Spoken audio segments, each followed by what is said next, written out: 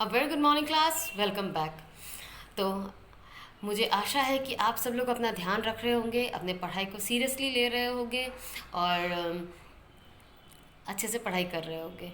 ठीक है, तो अपना ध्यान रखिए, अच्छे से पढ़ाई कीजिए, बहुत ज़रूरी है। और जितना हो सके अपना ध्यान रखिए। ठीक है, तो शुरू करते हैं आज का क्लास। आज हम क्या पढ़ने वाले हैं? तो पिछले लेसन में जैसा कि हमने जाना था, पिछले लेसन में हमने पढ़ा था प्यारी बगिया। ठीक है, वो लेसन आपको पढ़ना है, उसमें सारे क्वेश्चन आंसर्स अब हम करेंगे। आज का हमारा टॉपिक है, आज हम पढ़ने जा रहे हैं एकता में बल। सबसे पहले मैं आपको ये बता दूँ, ये पार्ट जो है वो सिर्फ आरडीएच के लिए है। आरडीएच के लिए यानी कि रीडिंग, डिक्टेशन और हैंड राइटिंग। इस लेसन में हम क्वेश्चन आंसर्स नहीं करेंगे। इस लेसन में सिर्फ हम शब्दार्थ पढ़ेंगे और लेसन को पढ़ेंगे। ठीक है, यानी कि रीडिंग, डिक्टेशन और हैंड राइटिंग से जितने भी डिक्टेशन पूछा जाएगा वो इसी चैप्टर से पूछा जाएगा, हैंड राइटिंग भी इसी चैप्टर से आपको करना है, और रीडिंग पार्ट जो है टेस्ट का वो भी आपको इसी लेसन से करना है। तो इस लेसन का क्वेश्चन आंसर्स हम नहीं करेंगे, इसमें सिर्फ हम रीडिंग, डिक्टेशन और हैंड राइटिंग ही करेंगे। ठीक है, तो शुरू करते हैं इसका पाठ आज हम। तो एज़ यूजुअल पहले की तरह हम चलते हैं शब्दार्थ की तरफ। ठीक है, और जानते हैं शब्दार्थ में हम क्या पढ़ेंगे।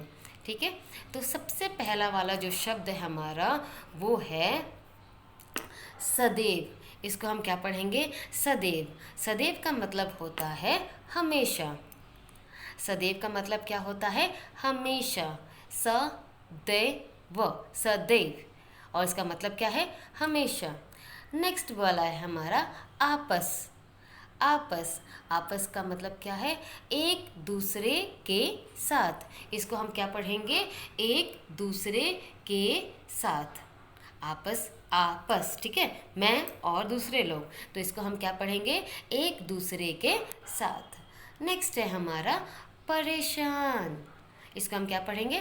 परेशान, यानी कि चिंतित होना, किसी भी बात के लिए चिंता करना, किसी भी बात के लिए टेंशन लेना, उसी को कहते हैं परेशान। ठीक है, परेशान। नेक्स्ट है हमारा दुखी। नेक्स्ट वर्ड क्या है हमारा? दुखी। दुखी का मतलब होता है उदास हो जाना। दुखी का मतलब क्या होता है? उदास। कैसे पढ़ोगे उसको आप? उदास, उदास। नेक्स्ट है हमारा बूढ़ा, यानी कि वृद्ध। ठीक है, बूढ़ा को हम क्या पढ़ेंगे? वृद्ध। बूढ़ा का मतलब क्या है? वृद्ध। ठीक है, और यहाँ पर देखो री की मात्रा लगाया गया है नीचे की तरफ। ठीक है, सॉरी इट्स नॉट री की मात्रा, ध है वो। ठीक है, इट्स करेक्ट। व के नीचे री की मात्रा लगाया गया है और द में ध लगाया गया है। ठीक है, तो इसको आप पढ़ोगे वृद्ध। व में री की मात्रा लगाया है और द में ध लगाया गया है, तो ये क्या बना? वृद्ध। कैसे पढ़ोगे इसको आप? वृद्ध। ठीक है, नेक्स्ट है आपका प्रेम। प्रेम का मतलब क्या होता है? प्यार। प्रेम का मतलब क्या है? प्यार। ठीक है, नेक्स्ट इज आसान। आसान, आसान का मतलब क्या होता है? सरल। आसान का मतलब क्या होता है? सरल। नेक्स्ट है पराजित। पराजित का मतलब होता है हार। पराजित का मतलब क्या होता है? हार। जैसे कि खेल में हार और जीत होती रहती है, एक की जीत होती है तो दूसरे की हार होती है, तो वैसे ही पराजित का मतलब क्या होता है? हार। ठीक है, और एक बार देखते हैं फिर सारे शब्दों को, एक बार आप फिर से और एक बार ध्यान से देखो। इस बार हम जानेंगे कि इन शब्दों का मतलब क्या है। सबसे पहला क्या बताया था मैंने? जल्दी से बताओ, क्या बताया था मैंने? सदैव। इसको क्या पढ़ेंगे? सदैव। सदैव का मतलब क्या है? हमेशा। नेक्स्ट वाला वर्ड जल्दी से बताओ, क्या लिखा है इसमें? क्या लिखा है इसमें? आपस। Very good. इसमें क्या लिखा है? आपस। आपस का मतलब क्या होता है? एक दूसरे के साथ। ठीक है, नेक्स्ट क्या है? परेशान। Very good. क्या पढ़ेंगे इसको हम? परेशान। परेशान का मतलब क्या होता है? चिंतित। परेशान का मतलब क्या होता है? चिंतित। और ये क्या है? दुखी। दुखी का मतलब क्या होता है?